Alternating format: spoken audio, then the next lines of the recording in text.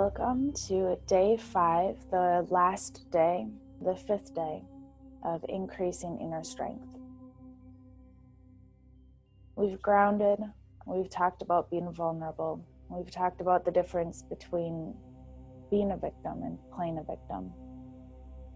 We've visualized our inner fire, our inner passion. We've reaffirmed to ourselves that we are courageous and that we are powerful people, powerful beings, and we've kept our heart open to compassion, to self-love. So on this 5th day, we're going to talk a little bit about writing courage, of course, inner strength, and our failure to be courageous.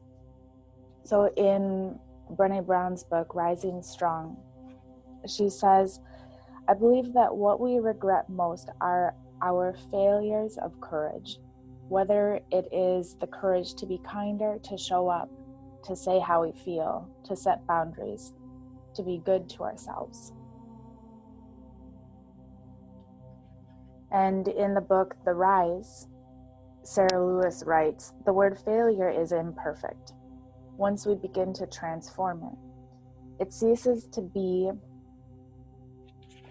that any longer. The term failure is always slipping off the edges of our vision, not simply because it's hard to see without wincing, but because once we are ready to talk about it, we often call the event something else, a learning experience, a trial, a reinvention, no longer the static concept of failure. So when we are courageous and when we have our inner strength, and it's not necessarily that we feel courageous, because in failure, whether it's personal or professional, rarely do we feel courageous. But looking back at the failures, so-called quote-unquote failures of our past, when we talk about them now, we really do talk about them in terms of how it's transformed us, what we learned from the event. So take a moment and find a comfortable seated position.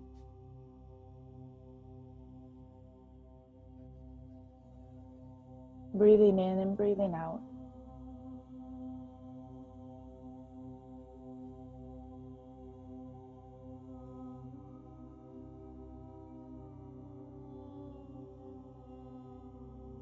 Allow your body to ground down, to relax more deeply into your foundation.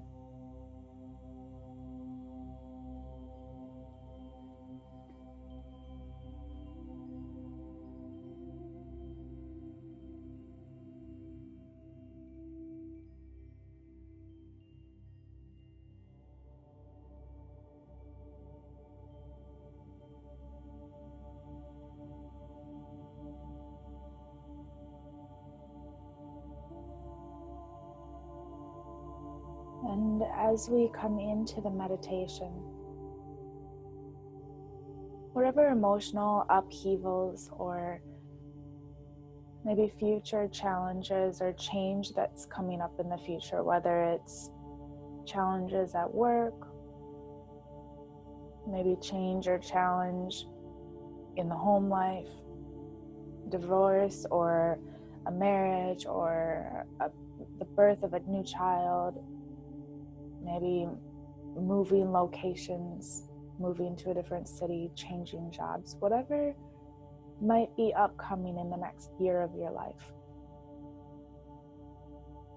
in the next 6 months, the next 2 weeks. Think about this experience from your seat of consciousness. So from the place or the position of an observer, observing the emotions, observing the sensations, just allowing yourself to return to the bank of the river, watching the leaves floating by from the seat of your consciousness. and we'll be here for 2 minutes.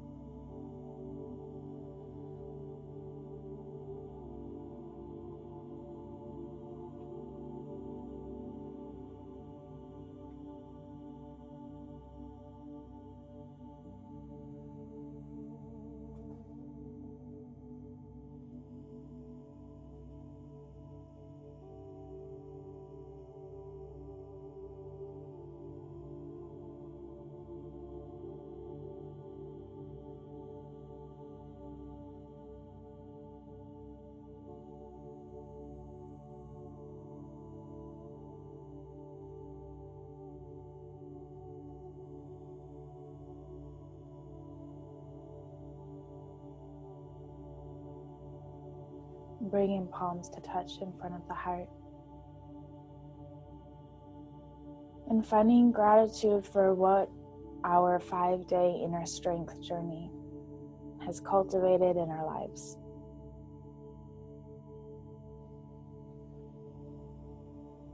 Feel free to begin the journey once again at any point when you need extra strength and courage and inner strength. And I invite you to join me at barefootwarriorsisterhood.com/meditations, as next month we'll be participating in another meditation. I'm not sure if it's going to be the Fearless Heart or discipline or shedding weight. There's a few options that have been voted on already. And I'll leave you with a suggestion. During emotional upheaval, during challenges, changes, anything that brings feelings up, emotions up, there's a researcher, Pennebaker, who advocates limited writing, just short writing breaks. He's found that writing about emotional upheavals for just 15 to 20 minutes a day on 4 consecutive days can decrease anxiety, rumination, and depressive symptoms and boost our immune system. So 15 to 20 minutes a day, that's an assignment for tomorrow or for later today. Thank you for joining me.